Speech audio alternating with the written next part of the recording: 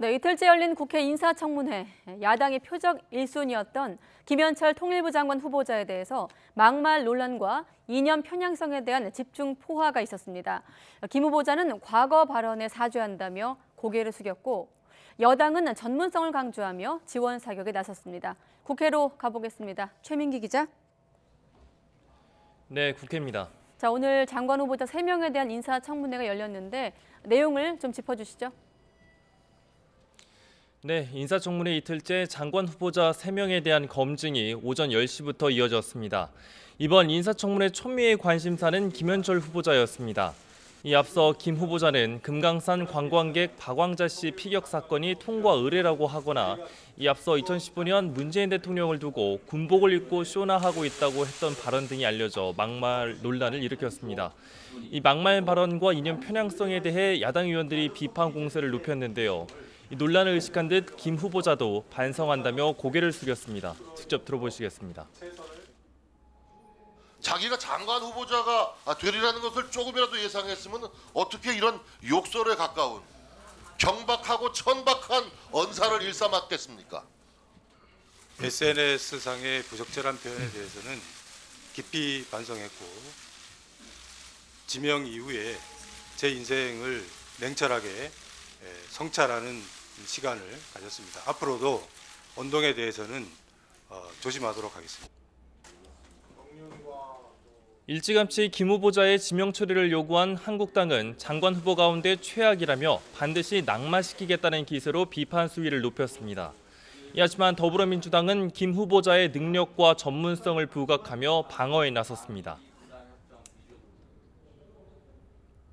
투철하게 남북관계에 대해서 연구한 분이 또 있을까 할 정도로, 그래서 저는 우리 김현철 후보야말로 이 통일부 장관으로서 천연 다이아몬드 같이 소중한 분이다, 이렇게 생각을 하고 있다는 걸 먼저 말씀을 드립니다.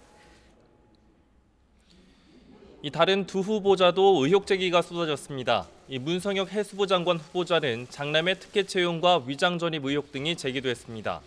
이에 문 후보자는 장남 특혜 채용 의혹은 전혀 모르는 사실이라고 답했지만 위장 전입 의혹에 대해선 입이 10개라도 할 말이 없다고 사과했습니다. 이 또 박양우 문체부 장관 후보자도 CJ 사회이사 재직으로 인한 이해충돌 문제, 증여세 탈루 의혹 등의 문제가 집중적으로 거론됐습니다. 이 박 후보자는 증여에 해당하는지 몰랐다며 자신의 불찰이라고 몸을 낮췄지만 CJ 사회이사 논란에 대해선 회사의 자문과 조언만 했을 뿐이라고 선을 그었습니다. 네, 위장 전입의 증여세 여러 가지 얘기가 나왔는데 내일 인사청문회를 앞둔 박영선 중소벤처기업부 장관 후보자 역시 관심인데 추가 의혹이 나오지 않았습니까? 어떤 내용인가요? 네, 그렇습니다. 내일은 인사청문회 마지막 날로 박영선 중기부 장관 후보자, 진영 행정안전부 장관 후보자, 그리고 조동호 과학기술정보통신부 장관 후보자 이렇게 3명에 대한 인사청문회를 치릅니다. 특히 야당에서 송곳 검증을 벼르는 건 과거 청문회 저격수로 이름 높았던 박영선 후보자입니다. 이 박 후보자는 세금 지각 납부 문제와 다주택 논란 등이 집중적으로 거론될 것으로 보이는데요.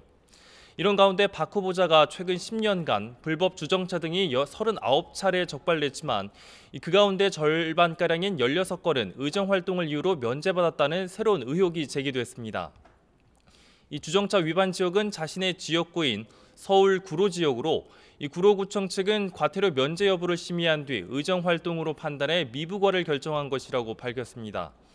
이 박 후보자 측은 교통법규 위반에 대해서는 사려 깊지 못했다며 유감을 표했지만 이 불법 주정차 과태료는 정당한 의정활동으로 인정받아 면제된 것으로 알고 있다고 해명했습니다.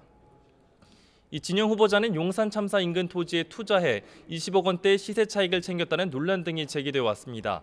이 조동호 후보자도 아들 특혜 채용 문제, 양평과 안성 땅 투기 의혹 등이 도마 위에 올랐습니다. 이런 가운데 한국당에서 박영선 의원의 자료 제출 거부를 이유로 청문회 연기를 주장하고 나서 내일 청문회 진행이 순탄치만은 않을 것으로 보입니다. 지금까지 국회에서 YTN 최민기입니다.